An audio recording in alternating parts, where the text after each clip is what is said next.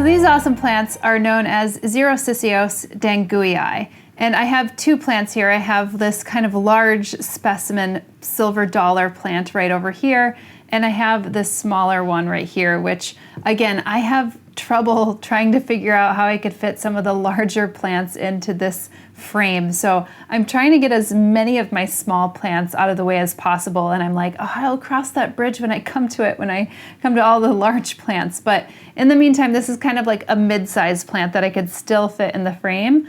But I will probably be using this small plant to talk about a little bit more. So Xerosicyos danguyi is native to Madagascar, and it is, as you could probably see from this one, something that kind of twines and vines, which I'm really into this kind of twining succulent plant at the moment. So I've been kind of looking for some of those. Some of them are also within the cucumber family, and they have these kind of succulent leaves, but they have these really delicate twining vines. This is a little less delicate. You could see that some of the vines are actually quite delicate, and they will dry back, by the way, dry back if they don't find something to kind of climb onto. So I have this one on like a little bamboo stake so that it could kind of climb around there.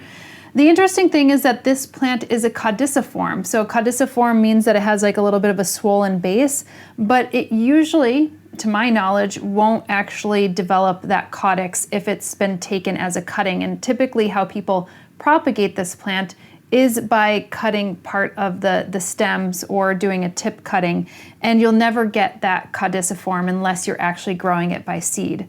Now this little guy, if I showed this to you about 4 or 5 months ago, I had this growing in my southwest facing window, and it was getting just too much light. There was two things that I think, because it was really yellowing up.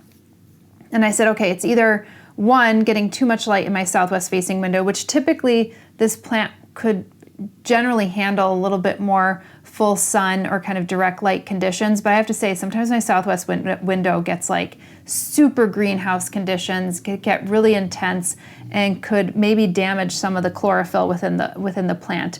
The other thing I was thinking is maybe it just wasn't being fertilized as much. So I pulled it away from my southwest facing light. I still have it probably about 3 feet away from my southwest facing window. This one's about 2 feet away.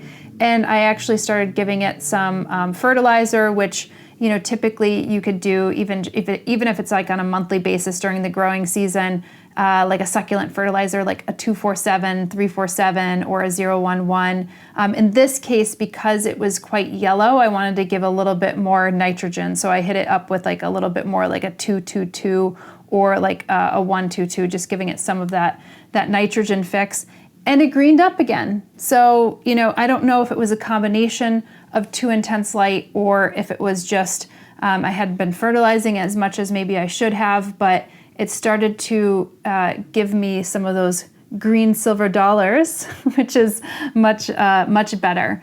And what else can I share about this plant? Oh, pests. I haven't had any pests on this plant, and I know a number of you are probably growing Xerosicyos danguyi, so I'd love to get a sense as to whether you had any pest pressures or how you're growing this plant. If you had a situation where you're growing it in too intense light and it started to yellow up, tell me in the comments, because I think that when you provide some comments, it gives a really interesting encyclopedic wiki of knowledge of plant care and plant advice.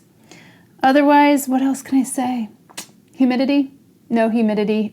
These plants don't need a lot of humidity. Easy to propagate, and water based on relation to the light that you're giving it, which means that if you're giving a lot of light, make sure that you water it thoroughly and water it well, but you don't have to water it all that often because these are succulents. They have a succulent stem, they have succulent leaves. Those are like water storage units, so it's not going to need wet feet. It's not going to want wet feet, or else it'll probably rot. Really beautiful plant, highly recommend. And oh yes, I got this beautiful sage green planter from Chelsea Garden Center, and I specifically picked it out for my silver dollar plant because sometimes I like to be matchy-matchy with my plant and my pot.